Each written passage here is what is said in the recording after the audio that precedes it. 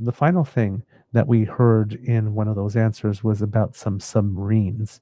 And it seems that Canada has announced that we are moving to the next step in submarine procurement, according to a Government Canada press release on August 26th. It says, through Canada's defence policy, Our North Strong and Free, the Government of Canada is providing members of the Royal Canadian Navy with the equipment they need to keep Canadians safe and maintain current and future operational readiness. Canada has the longest coastline in the world, and it is essential that the Royal Canadian Navy be equipped with superior underwater surveillance capability to protect our country's security and Arctic sovereignty. The Royal Canadian Navy requires a new submarine fleet that will be deployable in the Arctic with extended range and endurance that will provide stealth, persistence, and lethality as key capabilities. The future Canadian patrol submarine will employ a unique combination of these attributes to ensure that Canada can detect, track, deter, and if necessary, defeat adversaries in all three of Canada's oceans.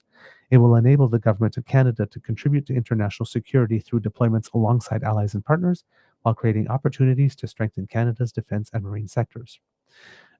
On August 26th, the Honourable Joel Lightbound, Minister of Government Transformation, Public Works and Procurement, and the Honourable Stephen Furr, Secretary of State of Defence Procurement, announced that the Government of Canada has identified German company ThyssenKrupp Marine Systems, TKMS, and Korean company Hanwha Ocean Company Limited as the two qualified suppliers for the Canadian Patrol Submarine project. This decision was informed by a thorough assessment of Canada's requirements for the CPSP, including construction and delivery timelines for the new submarine fleet. Canada also engaged with other governments and militaries to exchange lessons learned and to gain insights into the respective submarine acquisitions, infrastructure, and sustainment programs. As the current global Let's try that again. As the current global environment continues to evolve, the CPSP is an opportunity to diversify Canada's defence partnerships and collaborate with allies and partners while creating long-term opportunities for Canada's marine and defence industries. The identification of qualified suppliers is a critical milestone for the CPSP. It is a positive signal that the Government of Canada is taking the necessary steps to provide members of the Royal Canadian Navy with the equipment they need, and that it is prepared to move quickly and decisively to ensure delivery of the first Canadian patrol submarine no later than 2035. As part of the next steps, Canada will conduct in-depth engagements with the two qualified suppliers to continue to advance the procurement process. The Government of Canada remains committed to engaging Canadian industry in creating high-paying jobs at home through the CPSP. As such, Canada intends to leverage work on the submarines to generate economic benefits for Canada's marine and defence industry throughout the fleet's operational life. And when everything was announced, the Minister of National Defence, David McKenty, said, "Today, Canada takes another step toward acquiring next-generation submarines for the Royal Canadian Navy. This is about defending our sovereignty, protecting Canadians, and ensuring our armed forces have the tools they need. Through the Canadian Patrol Submarine Project, we are strengthening alliances, diversifying defense partnerships, and creating opportunities for Canadian industry." And Mélanie Joly, who's the Minister of Industry and Minister responsible for Canada Economic Development for the Quebec regions, says, "Canada is acquiring Canadian patrol submarines to build our sovereign capabilities. In addition to meeting the standard requirements of the Industrial and Technological Benefits Policy, all this work will be done to further Canada's objective of maximizing economic benefits under the forthcoming Defence Industrial Strategy. This generational project will strengthen our economy, create well-paying jobs, and build a more secure, resilient Canada." So there you have it, kids and cubs, narrowed down to two particular proponents or applicants. And as this was announced, because now the companies are jockeying for position, Hanwha Oceans says that the first 4 subs would come before 2035, according to Murray Brewster. Competition to build Canada's new fleet of submarines kicked up a notch, with the South Korean bidder reiterating its pledge to deliver more boats faster than its German rival. Hanwha Ocean Limited, in a statement, expressed its appreciation for the Liberal government's decision this week to narrow the field of bidders to 2 shipyards. The other competitors in the program, potentially worth more than $20 billion, is ThyssenKrupp Marine Systems in Germany. The announcement of the down-selecting from 4 to 2 bidders was made by Prime Minister Mark Carney as he met German Chancellor Friedrich Merz in Berlin on Tuesday. Later that day, Carney toured the TKMS shipyard and pledged to visit the South Korean facility this fall. So we won't get a decision on this before this fall, clearly.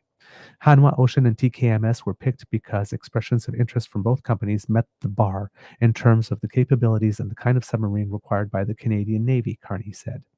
The South Korean builder is pitching the KSS-3 and submitted a detailed unsolicited proposal to the Canadian government in early March, just prior to the last federal election. In its statement, Hanwha Ocean underlined that with his partner Hyundai Heavy Industries Limited, Canada can get its fleet more quickly and potentially save money. Hanwha can deliver 4 KSS-3 CPS to fully replace Canada's current Victoria-class fleet before 2035, if on contract in 2026, the company said. Canada is expecting its chosen shipbuilder to deliver the first sub by 2035. Hanwha Ocean estimates that an earlier retirement of Canada's aging fleet of subs will result in about $1 billion in savings on maintenance and support costs. So they're basically saying, if we could deliver them to you in 2034, all 4 of them, rather than 2035, you would actually save $1 billion by not having to keep those old ships going. So that sounds like a pretty sweet deal, doesn't it? Clever. Clever. Germany's TKMS said in its presentations to Carney and members of his cabinet that it could supply a submarine by 2034 and a second by 2037. The Korean firm countered in its statement on Wednesday, saying not only could it deliver the first of 4 before the retirement of the old fleet, but the additional 8 could be delivered at a rate of 1 per year, meaning the entire fleet of 12 subs could be ready by 2043. No other option can come anywhere close to this delivery schedule, the Hanwha Ocean statement said. The Liberal government has made it a priority to diversify Canada's trading relationships, including bolstering the economy through rebuilding the defense industrial base. Hanwha Ocean appealed to that aspect by saying it was committed to establishing a robust and long-term partnership with Canada's government and industry in the areas of defense, space, sustainable energy, and critical minerals. So yeah, interesting development here. Defense Minister David McKendy said that there are a lot of factors to consider and delivery schedule is among them. Quote, I don't know if it will be the determining one, McKenty said Wednesday while visiting Canadian troops deployed on the NATO mission in Latvia. Quote, timelines will be a factor, interoperability will be another. Use in terms of Canadian priorities, for example, in the Arctic, will be another. Industrial benefits for Canada will be prominent in whatever proposals come forward. One of the reasons TKMS can only potentially deliver 2 or 3 submarines in the next dozen years is that it's already engaged in building 12 boats for Germany and Norway. South Korean defense experts point out that Europe is still figuring out rearmament after more than 30 years of mothballed defense production lines. Kayla Mijun Kim of the Korean Institute for Industrial Economics and Trade told CBC News in Seoul last spring that the supply chain in Europe is weak. Quote, Germany and France, for example, want to make their own weapon systems, but they're constrained, she said. They cannot procure all the defense components they need from European countries. I think they need some time. Production bottlenecks, an aspect that starkly presented itself as countries rushed to arm Ukraine, have driven some NATO allies to look elsewhere. So yeah, uh, you know, since we're talking about this and we're talking about the F-35 as well, whether or not we're going to take the full order from the United States and maybe look at the Gripen from Saab in Sweden, it might be a good idea. Might be, if we're talking about diversification, to get the subs from South Korea and the planes from Europe. And that way we've spread it around and we've started building relationships with 2 different sectors. But I know that the Germans would obviously be very disappointed if we didn't do the subs with them. But it might be in our interest to spread it around in different regions of the world. In this case, rather than doing both with Europe. But what do I know? We're also doing something with Australia, with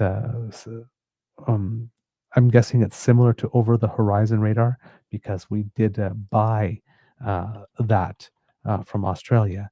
It was one of those early announcements. But it seems that we have then, after making that announcement, we have made another announcement with regard to that. I'm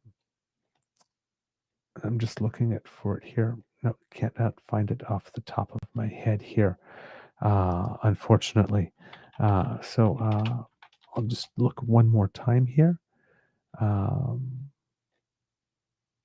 I haven't seen it. It was a recent announcement there that came in of a deal that we signed to look into that. But well, maybe I'll come across it a little later and then I'll be able to bring it to you. But yes. Ah, maybe this is it here. Canada firms up plans for Australian developed over the horizon radar. Uh, Australia, yes, there it is. Australia and Canada have solidified their bilateral cooperation as Ottawa moves towards adoption of over the horizon radar technology on offer from Australia. Nope, sorry, that's still the old one.